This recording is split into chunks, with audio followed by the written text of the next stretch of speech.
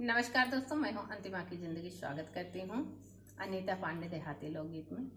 दोस्तों, आज हम लेकर आए हैं धमाकेदार चुटकुला, वही पुरानी राग उठान गीत सोहर का। और ये हमारा स्वरचित गीत है। आप लोग सुनिएगा, ज़्यादा से ज़्यादा प्यार आशीर्वाद और सपोर्ट कीजिएगा हमारे इस गीत पर। इनमें भैया सास ननद कौने काम के मन से पूरा काम मन से करत बा। ये गाना सुनत जाए, फरमावा गवा।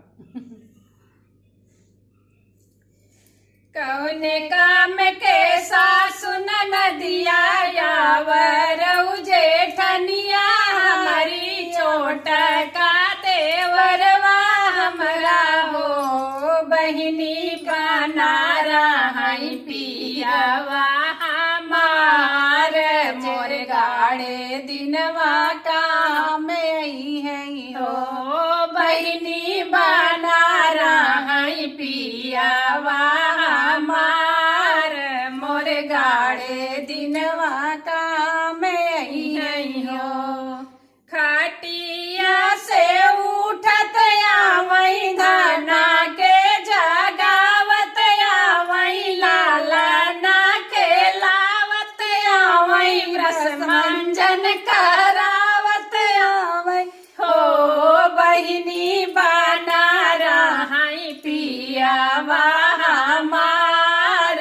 जे गाड़े दिन पे काम आई है हो। सासु ननद लठंगा कौन काम के सासु ननदिया यावरऊ जेठनिया, हमारी छोट की ननदिया हमारी हो बहिनी बना रही पियावा हमार।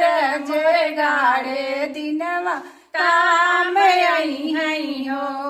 रसोईया से निकरत आवई चाहिया, बनावत आवई आवरऊ पियावत आवई, आवरऊ पियावत आवई, सोट पे सानी पीसत आवई, खाना के खियावत आवई हो बहिनी बना रही पियावा हमार।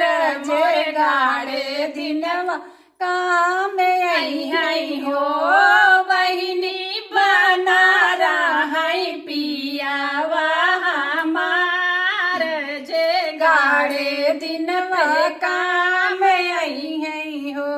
दुआर से उठत आवई पूरी छवानी घोरत आवई, गोतीन बोलावत आवई, पान सुपारी ले आवई हो बहिनी बना रही पियावा हमार। जे गाड़े दिन पे काम आई है हो बहिनी बना रही पियावा हमार। मोर गाड़े दिन पे काम आई है। कौन काम कई सास ननदिया यावरऊ जेठनिया, हमारी यावरऊ जेठनिया हमारी छोट का देवरवा हमरे यावरऊ ननदिया हमारी हो बहिनी बना रही पियावा हमार। जे गाड़े दिनवा काम आई है हो।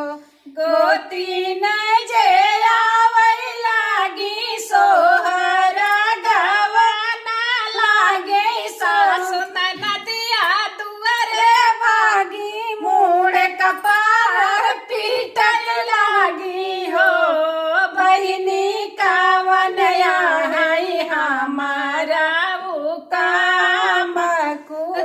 कूली आई भातार करई, कूली आई भातार करई हो बहिनी कावन आई हमारा वो काम। तो कूली आई भातार करई, कूली आई भातार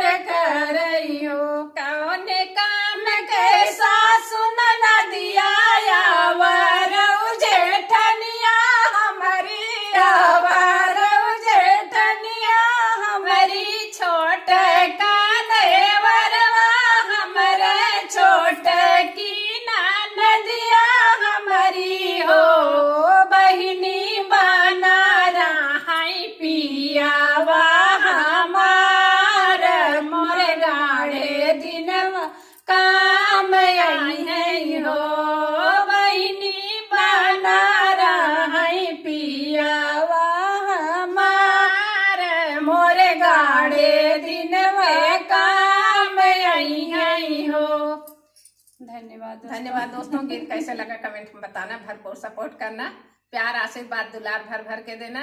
अनीता के जेठान खूब हम दिखाए सही सही ना दिखाते है बहन, तो मजाक के लिए दिखाई देते है, अब क्यों ऊपर ना गए है भैया।